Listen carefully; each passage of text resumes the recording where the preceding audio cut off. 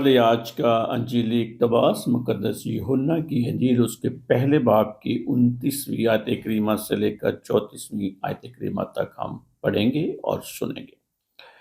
یوں لکھا ہے، دوسرے دن اس نے یسوع کو اپنی طرف آتے دیکھا اور کہا، دیکھو خدا کا برا جو دنیا کا گناہ اٹھا لے جاتا ہے۔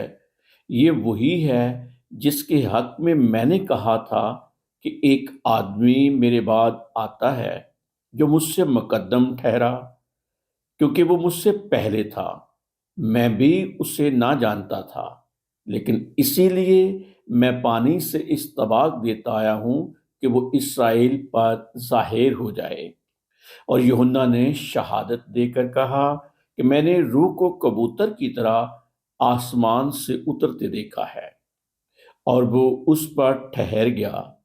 میں بھی اسے نہ جانتا تھا، مگر جس نے مجھے بھیجا کہ پانی سے استباق دوں، اس نے مجھ سے کہا، جس پر تو روح کو اترتے اور ٹھہرتے دیکھے وہ وہی ہے جو روح القدس سے استباق دیتا ہے۔ چنانچہ میں نے دیکھا ہے اور میں نے شہادت دی ہے کہ یہ خدا کا بیٹا ہے۔ پاک انجیل کے وسیلے سے ہم سب کے گناہ معاف کیے جائیں۔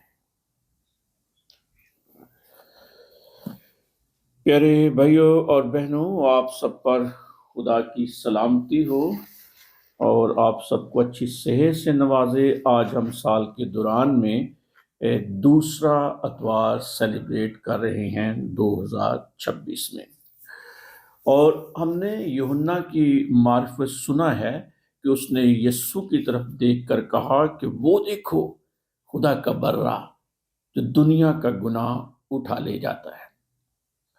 اس آیت کریمہ میں آئیے غور و فکر کرتے ہیں کہ یہ برا کیا ہے۔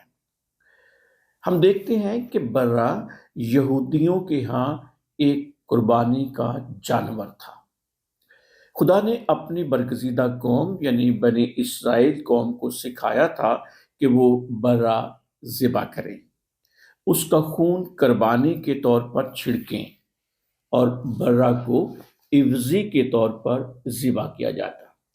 اس کا خون اس لیے بہایا جاتا کہ گناہ معاف ہو جائیں۔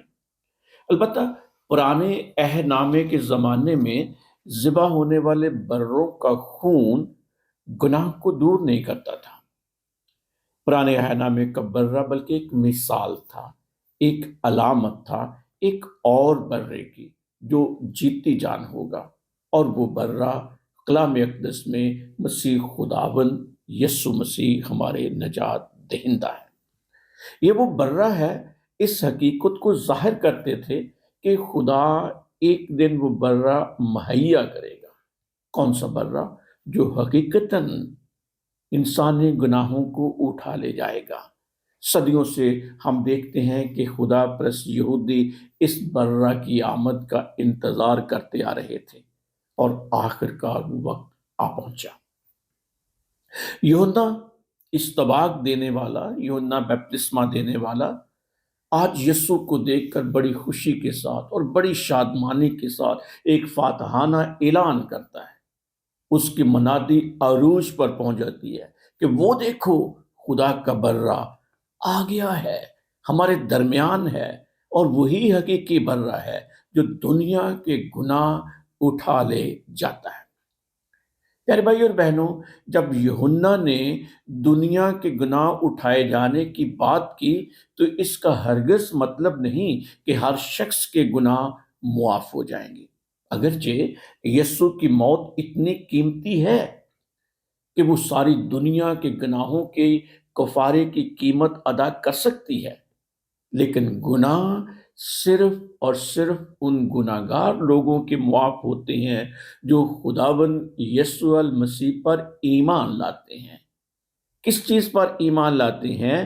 کہ وہ ہمارا نجات دہندہ ہے، اسے قبول کرتے ہیں کہ وہ خدا کا بیٹا ہے، جس کی یوحنا کی طرح شہادت دیتے ہیں کہ بے شک وہ خدا کا بیٹا ہے، اسے قبول کرتے ہیں اس پر ایمان لاتے ہیں کہ اس کے وسیلے کے بغیر کوئی بھی باپ کے پاس نہیں جا سکتا۔ یہ ہمارے خداوند یسوع مسیح کے اپنے الفاظ ہیں کہ میرے وسیلے کے بغیر کوئی باپ کے پاس نہیں جا سکتا، کیونکہ وہی حقیقی بر رہا ہے، وہی حقیقتاً قربان ہوتا ہے۔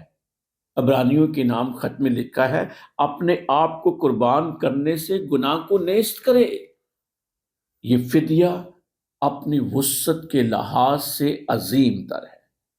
یہودیوں میں قربانیاں صرف ایک قوم کے فائدہ کے لیے ہوتی تھیں، جبکہ مسیحیت میں مسیح خداوند کی قربانی ساری قوموں کے لیے ہے۔ جیسے یوحنا اصطباغی فرماتا ہے، وہ دنیا کے گناہ اٹھا لے جاتا ہے بشرطے کہ اس پر ایمان لایا جائے۔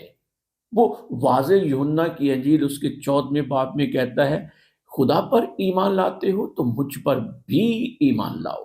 وہ اپنے آپ پر ایمان لانے کے لیے کہتا ہے۔ یوحنا اصطباغی لوگوں کو یاد کرواتے ہوئے نہیں تھکتا کہ میں آنے والی ہستی کے لیے راہ تیار کر رہا ہوں۔ وہ مجھ سے بے حد عظیم ہے، وہ مجھ سے قوی تر ہے، وہ مجھ سے مقدم ہے، وہ مجھ سے پہلے ہے، وہ مجھ سے زوراور ہے۔ اور اس کی شان میں فرمایا کہ میں تو اس لائق بھی نہیں کہ جھک کر اس کی جوتیوں کا تسمہ کھولوں۔ میں نے تمہیں پانی سے بپتسمہ دیا، لیکن وہ تمہیں روح القدس سے بپتسمہ دے گا۔ پیارے بھائی اور بہنوں، روح القدس کا یہ بپتسمہ پینتیکوست کے دن دیا گیا۔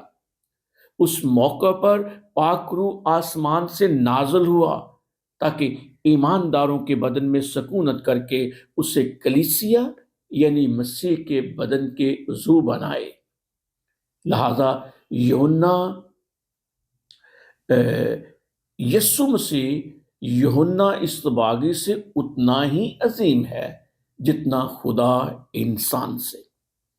یوحنا یسوع سے چند ماہ پہلے پیدا ہوا تھا، لیکن یوحنا پھر بھی کہتا ہے کہ وہ مجھ سے مقدم ہے، کیونکہ خداوند یسوع ازل سے موجود ہے۔ یوحنا اصطباغی اپنے مقصد سے، اپنے کام سے بھی بخوبی آگاہ ہے۔ کہتا ہے کہ میں تمہیں پانی سے بپتسمہ دیتا ہوں، اور میرا پانی سے بپتسمہ دینے کا ایک مطلب ہے، اس لیے کہ وہ اسرائیل پر ظاہر ہو جائے۔ میرے پانی کا بپتسمہ دینے کا مطلب بھی یہ ہے کہ اس کا ظہور ہو جائے۔ اس لیے یوحنا اصطباغی لوگوں کو مسیح کی آمد کے لیے تیار کرتا ہے۔ یہی اس کی زندگی کا مقصد ہے، یہی اس کی زندگی کا اوڑھنا بچھونا ہے، یہی اس کے یسوع سے آنے سے پہلے کا جینا اور مرنا ہے، اور اس کا مقصد اور کچھ نہیں ہے۔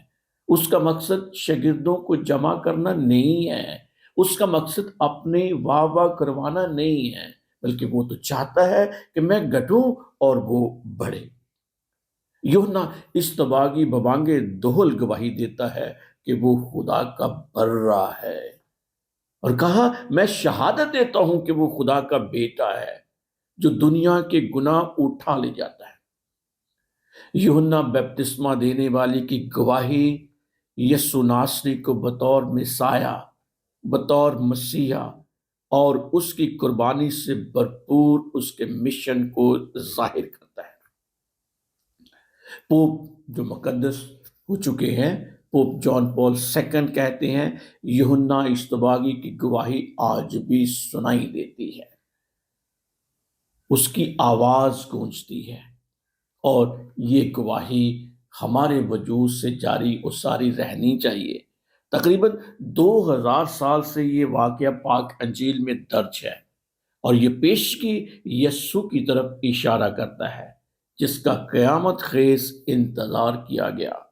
وہ یہی مسیح ہے، وہ یہی برہ ہے، اور یہ خدا کا بیٹا ہے، اور ہم سب کو اس پر ایمان لانے کی تجدید کرنی ہے، اور گہرے طور پر اس کو ماننے کی اور اس پر ایمان لانے کی دعوت ہے۔